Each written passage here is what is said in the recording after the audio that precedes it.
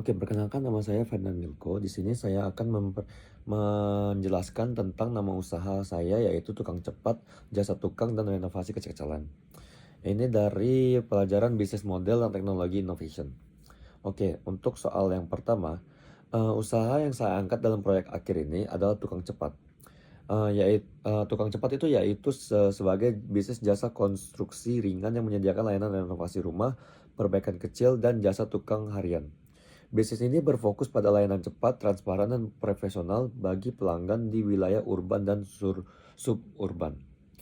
Lalu proses bisnisnya dimulai dari pengajuan layanan oleh pelanggan, dilanjutkan survei lokasi, penawaran biaya, lalu pembayaran uang muka, lalu pelaksanaan pekerjaan, lalu pemeriksaan hasil, hingga layanan purna jual.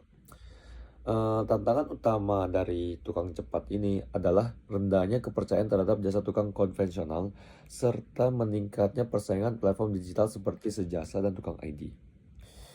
Untuk menjawab tantangan ini diterapkan 3 model bisnis yang saya dapat dari buku Gassman et al. Yaitu pada tahun 2020, yaitu Solution Provider Model. Lalu ada customer loyalty model dan direct selling model. Jadi model pertama menjadikan perusahaan sebagai penyedia solusi terintegrasi dari desain hingga garansi pekerjaan. Lalu untuk yang model yang kedua itu adalah membangun hubungan jangka panjang melalui program loyalitas pelanggan. Sedangkan untuk yang ketiga memungkinkan tukang cepat menjual jasa langsung tanpa perantara hingga meningkatkan margin keuntungan. Untuk soal yang kedua, perubahan model bisnis dan inovasi teknologi penting bagi tukang cepat karena perilaku konsumen kini mengarah pada layanan cepat, transparan, dan digital. Inovasi bisnis tidak hanya meningkatkan efisiensi, tapi juga menciptakan promosi nilai baru yang membedakan dan pesaing. Transformasi dari pelaksanaan teknis menjadi penyedia solusi menyeluruh.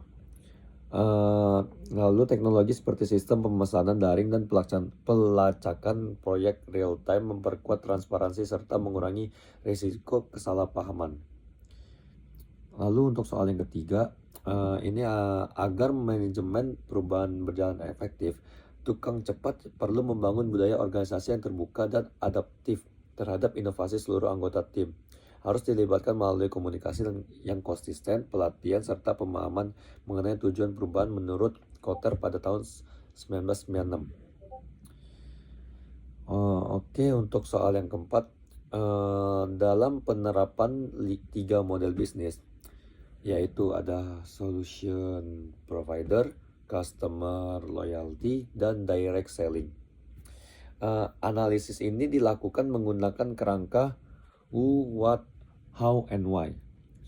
Nah, jadi untuk dari sisi who, pelanggan utama tukang cepat adalah rumah tangga, pemilik kos, dan pelaku UMKM di wilayah urban yang mengutamakan efisiensi waktu dan transparansi biaya.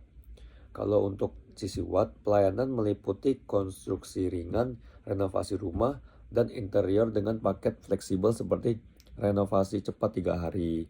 Lalu ada di sisi how, layanan dilakukan melalui website dan media sosial tanpa perantara. Lalu untuk dari sisi why, pelanggan memilih tukang cepat karena transparansi harga, kecepatan pekerjaan, dan garansi hasil. Melalui customer loyalty model, pelanggan lama mendapatkan diskon dan layanan prioritas memperkuat hubungan jangka panjang dan menciptakan diferensiasi kompetitif. Lalu untuk soal yang kelima, teknologi yang diterapkan oleh tukang cepat adalah online service management yang terintegrasi dengan customer relation management atau CRM berbasis website dan aplikasi mobile. Lanjut, sistem ini memungkinkan pelanggan memesan layanan, berkonsultasi, memantau progres pekerjaan, dan melakukan pembayaran daring. Lalu untuk dari sisi perusahaan, teknologi ini mempermudah pengaturan jadwal, alokasi sumber daya, dan pencatatan data. Pelanggan untuk analisis serta program loyalitas. Digitalisasi ini meningkatkan efisiensi transparansi serta mempercepat komunikasi antar tim dan pelanggan. Dari perspektif pelanggan, sistem ini memberikan kemudahan, transparansi progres, dan keamanan transaksi. Sedangkan bagi perusahaan teknologi ini menyediakan biaya operasional, meningkatkan produktivitas, dan memperkuat loyalitas pelanggan. Sekian dari penjelasan saya dari soal 1 sampai 5. Terima kasih.